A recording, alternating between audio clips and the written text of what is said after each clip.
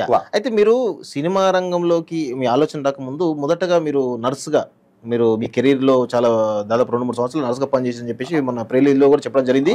చాలా పెద్ద ఎత్తున ఎవరు ఒక గెస్ట్ రావడం జరిగింది, ఎవరు రాజస్థాన్ ముఖ్యమంత్రి వాళ్ళ సిస్టర్ వచ్చిందని చెప్పేసి నేను చూసి విన్నాను అక్కడ, కాకపోతే కలవలేదు కానీ నేను చూశాను అక్కడ. అంటే అంత అనుబంధం ఎట్లా ఏర్పడింది అసలు? అసలు నర్సింగ్ ఫీల్డ్ ఎందుకు వచ్చారు? అదే అంటే నేను మొదటి నుంచి సినిమా, నేను బేసిక్ గా సింగర్. అవును, సింగర్, నేను మంచి సింగర్. నేను అంటే నేను స్కూలింగ్ అయిపోయాక ఒక 20-25 కాంపిటీషన్ లో పార్టిసిపేట్ చేశాను. ఫస్ట్ ప్రైజ్ నుంచి కన్సోలేషన్ ప్రైజ్ దాకా. అంటే పార్టిసిపేట్ చేసిన ప్రతి దాంట్లో కూడా నాకు ప్రైజ్ రాకుండా ఉండలేదు. ఈ కాలేరు వాతావరణం అన్ని అలవాటు అయినాయి, గొంతు పోయింది. డైరెక్టర్ అయిదామని అప్పటి నుంచి కొన్ని పుస్తకాలు చదవడం, అదే అక్కడే చెప్తాను. డైరెక్టర్ అయిదామని ఫిక్స్ అయినాక నాకు ఏంటిదంటే ఇక్కడ అల్లాడి అంజన్న అని చెప్పేసి ఇప్పుడు ఇక్కడ ఎకనామిక్స్ చెప్తాడు, చాలా మంచి వ్యక్తి అతను. అక్కడ బీఈడి, అప్పుడు మనకు ఏంటిది బీఈడి కోచింగ్ చెప్పడానికి వచ్చాడు. ఆయన మా అన్న ఫ్రెండ్, యాక్చువల్గా మా అన్న వాళ్ళ ఫ్రెండ్స్. అంటే మా అన్న వాళ్ళు అప్పుడు బీఈడి కోచింగ్ తీసుకుంటున్నారు. ఆయన సజెస్ట్ చేసాడు, బ్రదర్ నీ దగ్గర మంచి టాలెంట్ ఉంది, నువ్వు ఫస్ట్ అంటే నీవు ఏదో ఇప్పుడు నీ కెరియర్ ఎటుపోతుందో ఏం డిసైడ్ చేస్తున్నావు కరెక్ట్, కానీ నువ్వు బతకడానికి మాత్రం ఒక మంచి ఉపాధి దొరుకుతుంది. ఈ ఇంటర్లో అప్పుడు వొకేషనల్ కోర్సులు, ఆ వొకేషనల్ కోర్స్ చేస్తే నీ లైఫ్ బాగుంటుంది అని చెప్పేసి అంటే అప్పుడు నేను మళ్ళీ 10th ఎగ్జామ్స్ కట్టి పాస్ అయ్యి మళ్ళీ ఆయన హెల్ప్ తోటి అట్లా వొకేషనల్ కోర్సులో జాయిన్ అయ్యి అప్పుడు నేను మెడికల్ ఫీల్డ్కి వచ్చాను. అట్లా ఆ వొకేషనల్ కోర్స్ తర్వాత అప్రెంటిస్ చేసాను కదా, అప్రెంటిస్ చేసినప్పుడు సినిమా ప్రయత్నాలకు వచ్చాను. సినిమా ప్రయత్నాలకు వచ్చినప్పుడు నాకు సేమ్ మనకున్న పరిస్థితులు, అప్పుడు ఉన్న పరిస్థితులు, మనకున్న క్వాలిఫికేషన్స్ ఇవి సరితూగా అని చెప్పేసి నేను నా ఫ్రెండ్ ఇద్దరం కలిసి వచ్చాను. నువ్వు ప్రయత్నాలు చేయరా, నేను ఫీడింగ్ ఇస్తాను, మళ్ళీ నువ్వు సెటిల్ అయినాక మనం ఇద్దరు వెళ్ళిపోవచ్చు. ఎందుకంటే అప్పటికి ఈ ఫ్రెండ్ సపోర్ట్ చేస్తే వచ్చిన తర్వాత వాడు వచ్చిండు అనే సక్సెస్ స్టోరీ ఇలా విన్నాం కదా, అట్లా మేము అనుకున్నాం. అట్లా అనుకొని అప్పుడు నేను వానికి ప్రయత్నాలు చేయమని అప్పుడు నేను వెళ్ళి అక్కడ రాఘవ హాస్పిటల్లో నర్సుగా జాయిన్ అయినా. అక్కడ ఒక 2 years వరకు పనిచేశాను. ఆ 2 years వరకు పనిచేస్తే ఈ 2 years లో వీడు అట్నే ఉన్నాడు. వీడు ఏం ప్రయత్నాలు మనతో అదే ప్రాబ్లం మనతోటి. అంటే కష్టపడే తత్వాన్ని వాళ్ళు ఏంటిదంటే నేర్చుకొని ప్రయత్నం చేద్దాం అనేదాన్ని కాకుండా ఏదో భ్రమలో బతుకుతాంటారు అని చెప్పేసి అట్లా అనిపించింది. అట్లా నేను ఆ నర్సింగ్ ఫీల్డ్ లో ఫ్రెండ్ కోసం, అంటే ఒక ఫ్రెండ్ ఎదిగితే తర్వాత నేను కూడా వెళ్దాం అనే కోణంలో నర్సింగ్ ఫీల్డ్ లో ఉండడం జరిగింది వాస్తవం. అంటే అదే నాకు జీవితం ఇచ్చింది. నేను ఏమంటున్నానంటే నాకు ఆయన ఏ ఉద్దేశం కొద్ది చెప్పిండో, నేను ఏ ఉద్దేశం కోసం జాయిన్ అయినా కానీ నా ఇంటెన్షన్ అంతా సినిమా వైపే ఉండేది. ఇప్పుడు డైరెక్ట్ సినిమాకు రావాలనే థాట్ ఎందుకు వచ్చింది అసలు? సినిమా రంగం పైన ఇప్పుడు నాకు ఒక లక్ష్యం ఉంటుంది, రాజకీయ లక్ష్యం. అంటే చుట్టూ పరిస్థితులను బాగా ప్రభావితం చేస్తాయి. ఆ ప్రజల కోసం ఏదో ఒక చేయాలి తపనలో మనం రాజకీయ నాయకులు కావాలి. అలాంటి పరిస్థితులు ఏమైనా మీకు కనబడ్డాయా? అంటే సినిమా అంటే అదే నేను మొదటి నుంచి నేను సింగర్ కావాలనుకున్నాను. సినిమాలో సింగర్ కావాలనుకున్నాను, సింగర్ కాలేకపోయినాను. సింగర్ కాకుంటే ఏమవ్వచ్చు అని చెప్పేసి నేను సినిమాని అంటి పెట్టుకుని ఉన్నా, పేపర్లు చదవడము, అట్ ది సేమ్ టైం మా అన్న పర్సనాలిటీ డెవలప్మెంట్, మా పెద్ద పర్సనల్ డెవలప్మెంట్, ఎనమూరు పుస్తకాలు వస్తే అన్నకెళ్ళి ఆ ఇన్స్పైరింగ్ స్టోరీస్ చదవడము. అక్కడ నుంచి వెళ్ళి ఇప్పుడు సింగర్ కాలేకపోయినాం కావచ్చు, కానీ దానికంటే పెద్ద పొజిషన్ వస్తే నీకు జీవితం బాగుంటది.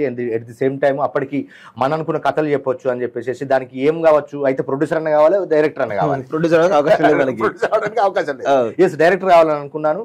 అట్లా అక్కడ నాకు బీజం పడేది.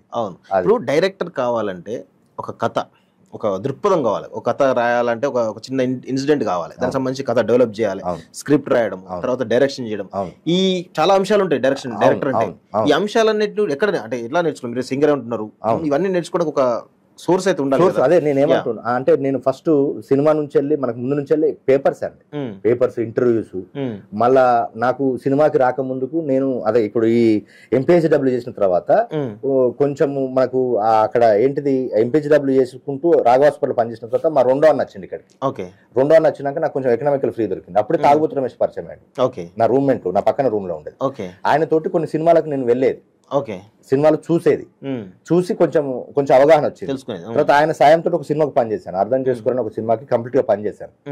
పనిచేసి మనకు ఎవరు చెప్పలేదు, మళ్ళా నేను ఇంకా నేర్చుకోవాల్సింది చాలా ఉంది, తెలుసుకోవాల్సింది చాలా ఉంది, చేయాల్సింది కూడా చాలా ఉంది అని చెప్పేసి మళ్ళీ పక్కకు వచ్చేసేసి ఎకనామికల్ ఇబ్బంది పడద్దని చెప్పేసి మళ్ళీ ఈ పైకి వెళ్ళాలని అప్పటికి కొన్ని ఇన్స్పిరేషన్ స్టోరీస్, కొంచెం హైదరాబాద్ వాతావరణం వెళ్ళిపోయింది. పైకి వెళ్ళాలంటే నాకు నారాయణమూర్తి గారు అట్లా నేను డైరెక్టర్ నేను ప్రొడ్యూసర్ సినిమా ఇద్దామని చెప్పేసి అప్పుడు డబ్బులు సంపాదించాలంటే ఏం చేయాలని చెప్పేసి ఇప్పుడు ఈ ఇంటర్ కోర్స్ ఉంది కదా, బిఎస్సి నర్సింగ్ చేయాలని చెప్పేసి డిసైడ్ అయ్యి మళ్ళీ మా ఇంట్లో అడిగాను, నేను ఇట్లా బిఎస్సి నర్సింగ్ చేసినాక నేను అబ్రాడ్ వెళ్ళిపోతా అని. అంటే వాళ్ళకు నేను సినిమా ఇదంతా మన ఇళ్ళలో ఇంత డిస్కషన్ ఉండదు, వీడు ఏదో చదువుతున్నాడు వానికి పైసలు ఇస్తున్నాం అని చెప్పేసి. అయితే మా అన్నలకు తెలుసు వీడు సినిమాకి సంబంధించి ఏదో ప్రయత్నం చేస్తున్నాడు, నేను చిన్న ఇంటిమేషన్ ఉండేది. మా అమ్మ మా అమ్మ మాకు విషయం ఏంటంటే నా కొడుకులు బాగా బతకాలని, వాడు ఏం కావాలనుకుంటున్నాడు, ఏం చేయాలనుకుంటున్నాడు కూడా మాకు ఆ డిస్కషన్ ఉండదు మన ఇంట్లో. అట్లా నేను బీఎస్సీ నర్సింగ్ చేసి అబ్రాడ్ వెళ్దాం అనుకున్నప్పుడు అప్పుడు మా ఇంట్లో ఎకనామికల్ పరిస్థితులు బాగాలేవు, అది కొంచెం ఖర్చుతో కూడుకున్నాం. ఏం చేయాలనుకున్న టైంలో అది అక్కడ ఆ బీఎస్సీ నర్సింగ్ బదులు డిప్లొమా జిఎన్ఎంలో జాయిన్ అయినాను. అప్పుడు మనకు తక్కువ ఉన్నది. ఆ కాలేజీలో ఏంటిదంటే కొంచెం ఆ కాలేజీకి వెళ్ళకపోయినా కానీ మనకు కొంచెం కన్వే ఉంది కాబట్టి అప్పుడు రమేష్ పరిచయం అయ్యాడు. రమేష్ ద్వారా ఆ సినిమాలకు వెళ్ళి నాకు ప్రాక్టికల్ గా చాలా అవగాహన ఉంది అప్పటికే. ఈ 1.5 year రాఘవ హాస్పిటల్ పనిచేశాను కదా, అట్లా రమేష్ తోటి వెళ్ళి కొంత సినిమా అవగాహన నేర్చుకుని ఇప్పుడు కొంత ఇంకా నేర్చుకోవాల్సింది ఉందని చెప్పేసి మళ్ళీ ఏం చేసినా ఆ సినిమా పనిచేసినప్పుడు కొంత అవగాహన వచ్చింది. మళ్ళీ ఆ సినిమా కొన్ని ఫండమెంటల్ నేర్చుకున్నాను. అక్కడ బయటికి రావడానికి కూడా తెలంగాణ ఉద్యమం, అప్పుడు మలదేశ తెలంగాణ ఉద్యమం, అది కూడా ఒక కారణమే. నన్ను నేను పూర్తిగా ఒక మనిషిగా తీర్చిదిద్దుకున్నది నిజంగా తెలంగాణ ఉద్యమే, మలదేశ తెలంగాణ ఉద్యమే. అంతకుముందు కూడా నేను తెలంగాణ నాకు ఉద్యమం గురించి తెలుసు కానీ డెప్త్ గా తెలుసుకొని ఎంతో కొంత అంటే ఇప్పుడు ఈ మనం అస్తిత్వ పోరాటంలో భాగం కావాలని నిర్ణయించుకొని ఈ 2 పనులు చేయొచ్చు కదా అని చెప్పేసి ఇంటెన్షన్ కూడా ఉండేది. అప్పుడు ఈ విషయాన్ని మనం కూడా చాలాసార్లు డిస్కషన్ చేసాం. నాకు గుర్తుంది, మన సర్కిల్ డిస్కషన్ చేసాం. అట్లా నేను జీడిమెట్లకు వచ్చి మళ్ళీ సేమ్ నర్సింగ్ జాబ్ చేసుకుంటూ డబ్బులు సంపాదించుకుంటూ తెలంగాణ ఉద్యమం నర్సింగ్ చదువుకుంటూ ఒక జాబ్ చేశాను నేను. అక్కడ జీడిమెట్లో ఒక కంపెనీలో జాబ్ చేసుకుంటూ, దీపక్ నైట్రేట్ అనే కంపెనీలో జాబ్ చేసుకుంటూ తెలంగాణ ఉద్యమంలో క్రియేషన్ పార్టిసిపేట్ చేసుకుంటూ నేను మొదటి నుంచి ఏంటిది మన ఇంటెన్షన్ అంతా సినిమా. ఉద్యమంలో పనిచేసినా కూడా రేపు నేను తెలంగాణ సినిమా తీయాలి. రేపు ఇప్పుడు నాకు సినిమా పరిణామక్రమం కమర్షియల్ సినిమా చూసి వచ్చినా కానీ తెలంగాణ సినిమా తీయాలంటే నేర్చుకునేవాడిని కదా. నేను అప్పుడే ఇంటర్నెట్ పెట్టుకొని ఫేస్బుక్ ఆర్కుట్ లో తెలంగాణ గురించి మనకు బేసిక్ గా అట్లా చేసుకుంటూ ఆ క్రమం మనం చదివే క్రమంలో మనకేంటిది చదువుకుంటూ ఒక రోజు వేనన్న పోయం పోయం వచ్చినాక అన్నకు టచ్ లోకి వెళ్ళడం, అన్నకు టచ్ లో ఉండుకుంటూ అన్నతో పని చేసుకుంటూ అన్న సినిమా స్టార్ట్ కావడానికి ఇంకో టైం పట్టింది. Associate director. అట్లా తెలంగాణ అటు నర్సింగ్ చదువుకుంటూ నర్సింగ్ జాబ్ చేసుకుంటూ తెలంగాణ ఉద్యమంలో పార్టిసిపేట్ చేసుకుంటూ వేనన్నతో పని చేసుకుంటూ ఆ 4 years ఆ ట్రావెల్లోనే మళ్ళీ నాకు నవతారంగం చాలా హెల్ప్ చేసింది. ఇక్కడ దాన్ని ఖచ్చితంగా చెప్పాలి.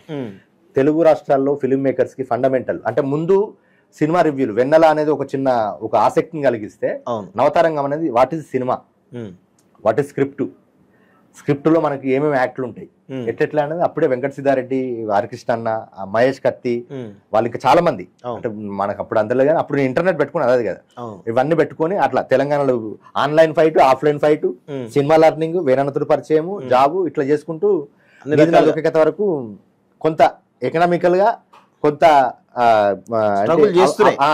సినిమా లెర్నింగ్ అంటే తెలంగాణ లెర్నింగ్ పాలిటిక్స్ లెర్నింగ్ అన్ని నేర్చుకుంటూ కొంతవరకు తెలుసుకున్నా. అంటే ఇప్పుడు తెలుసుకునేది అనేది అంటే తెలుసుకునే అంశం అనేది హై ఎండ్ అంటే దానికి ఒక ఫుల్ స్టాప్ ఉండదు, కంటిన్యూ అవుతుంది. అక్కడ తెలుసుకొని మళ్ళీ బ్యాక్ టు కొంత డబ్బులు సంపాదించుకుని బ్యాక్ టు ఫిల్మ్ వరకు వచ్చినాను.